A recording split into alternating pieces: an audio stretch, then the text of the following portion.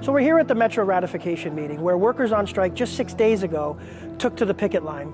After many, many years of poor wage increases and attacks on our pensions and attacks on our benefits, is workers are saying enough. So the current distribution centers located in Toronto service all of Southern Ontario Metro stores and food basics. We literally put food on the table. They were not working from home. We were physically always over there. We did overtime whenever company asked us, 24/7. People worried about their own health and well-being, but these guys came to work every day and they produced for the company. It allowed the company to make record profits. We brought them a wage increase that was 5.6%, the first wage increase in this sector that managed to outpace inflation. It delivered record wages increases, it addressed premiums, it introduced new bridge packages, it made improvements to benefits and to our pension. It put us further ahead than any other grocery warehouse in Ontario. We were proud of what we delivered, but that's not how democracy in a union works. Ultimately, it's the members' votes. We went back to membership and they rejected. And we're not opposed to that.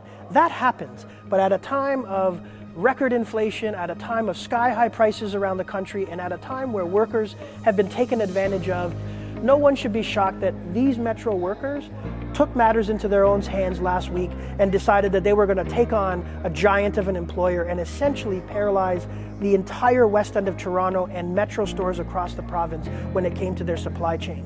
This is now workers saying, enough. We're not going to take it anymore, and we want our union to lead.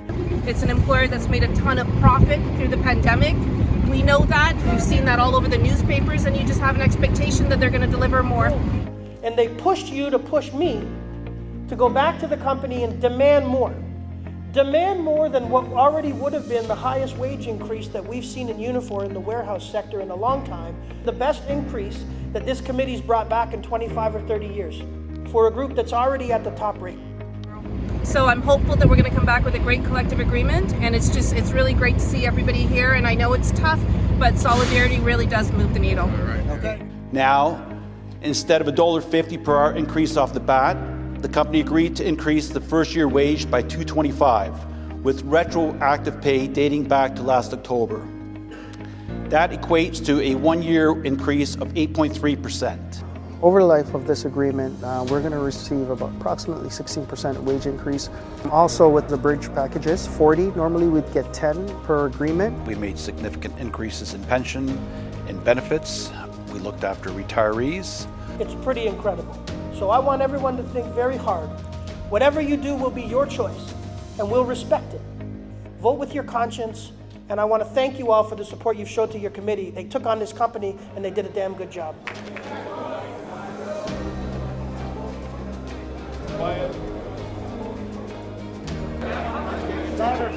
I get everybody's attention, please?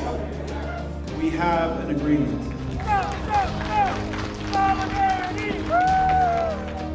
The workers at Metro Warehouse, despite working for the number 3 grocer, will now be the number 1 paid grocer for distribution center for warehouse workers in the country.